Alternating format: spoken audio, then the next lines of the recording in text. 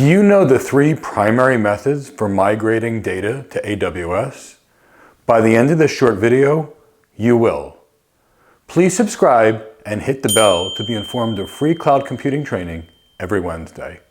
Hi, I'm Michael Gibbs, and I've been in tech for over 25 years in networking, security, and cloud computing.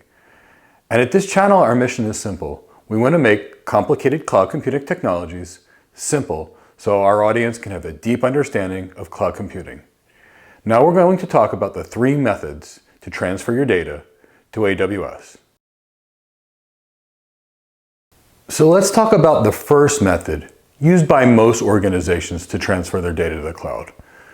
In most cases, an organization will use their VPN or their direct connection to just transfer the data over the network. And that works wonderfully for most people. And whether that's being used with a storage gateway or a somewhat more manual process, it's simple and effective. Now, let's say, for example, the organization's VPN connection to AWS is 80% full, or they have a 1 gigabit connection that's 70% full, or even a 10 gigabit connection that's 50% full, but they have multiple petabytes of data. Well, that could still work if you have sufficient time. But what if you don't have sufficient time? Well, then the answer is you need something better that's going to be faster. So the solution to that is the AWS Snowball, and that's going to be the second method for transferring large amounts of data to AWS. And what a Snowball is, it's a very ruggedized computer with massive storage. And what happens is your organization will request a Snowball from AWS. They'll ship you the Snowball. You place that Snowball on your local area network with a really high-speed connection. You'll copy all your files to the Snowball or multiple Snowballs based on how much you need.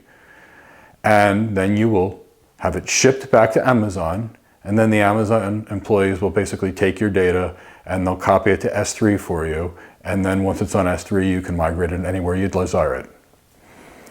And that's really great when you've got a lot of data to transfer or you're a really large organization. But let's take a smaller organization that has to transmit, a relatively large amount of files, nothing to the multi-petabyte scale, but a good amount of data, and they don't have an extreme connection to AWS. Well, that's where the AWS Import Expert service comes in, and that's the third method to transfer data to AWS. And what this really is an organization takes their data and they place it on an external hard drive. They then ship that external hard drive to Amazon. And when Amazon receives it, the AWS employees will then take your data and copy it to S3. And then once it's on S3, you can do anything you need with it. So now you know the three primary methods to transfer an organization's data to AWS.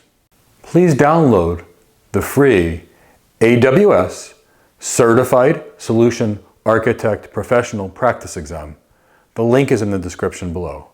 If you've enjoyed this video, please like this video and please subscribe to my channel so I can produce more free content on cloud computing.